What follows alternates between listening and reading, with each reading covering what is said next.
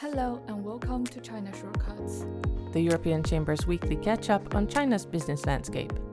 This episode was recorded on 4th September 2025. Data released by the National Bureau of Statistics on 31st August showed that China's manufacturing activity continued to decline for the fifth consecutive month in August as demand remained subdued. The official Manufacturing Purchasing Managers Index, or PMI, stood at 49.4 points, below the 50-point mark separating growth from contraction. The headline index improved 0.1 percentage points from the previous month. This was largely due to an uptick in production. However, while the decline in new orders narrowed from the previous month, the corresponding subindex remained under 50 points for the second month in a row. Employment levels in the manufacturing sector shrank further from July. The non-manufacturing PMI, which comprises services and construction data, indicated an increase in activity, rising to 50.3 points in August.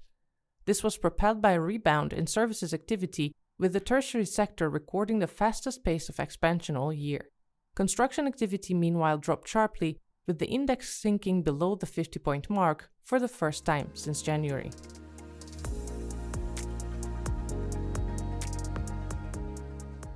A private survey conducted by S&P Global in affiliation with the Shenzhen-based financial technology company RatingDog found that the manufacturing conditions in China improved in August as production, boosted by an uptick in demand, returned to growth.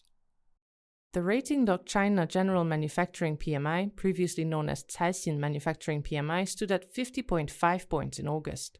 This was primarily attributed to a spike in new orders, with the rate of growth the fastest recorded since March. Survey respondents highlighted that this was propelled by an improvement in domestic demand, with new export orders falling slightly.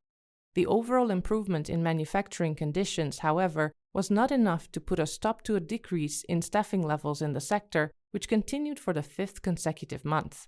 Yao Yu, founder at RatingDog, commented that as policies aimed at curbing unhealthy competition at low prices have been announced, input prices have continued to increase, but manufacturing firms' profitability has only showed a slight recovery and remains under pressure.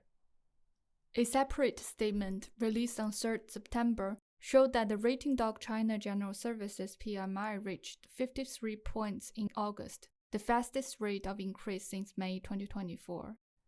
The increase in services activity followed an increase in both overall new orders and new export business. Survey respondents mentioned a rise in tourism as one of the key factors behind faster sales growth. Despite this, service companies were still reluctant to increase staffing levels amid concerns over costs.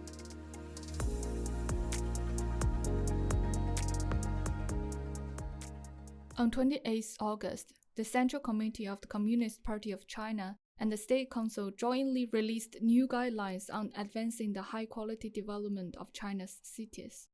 The Opinions on Promoting High-Quality Urban Development sets a 2030 deadline for achieving foundational progress in this area and calls for a modern urban model with Chinese characteristics to be basically realized by 2035.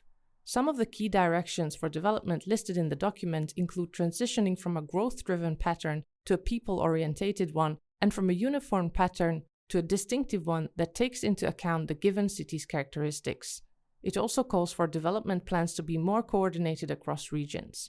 These guidelines follow recent disapproval from China's leadership about the lack of diversity in local governments' development plans. At a conference on urban work held on the 14th of July 2025 in Beijing, Chinese President Xi Jinping had criticized local governments for focusing their efforts on the same emerging industries such as artificial intelligence, computing power, and new energy vehicles.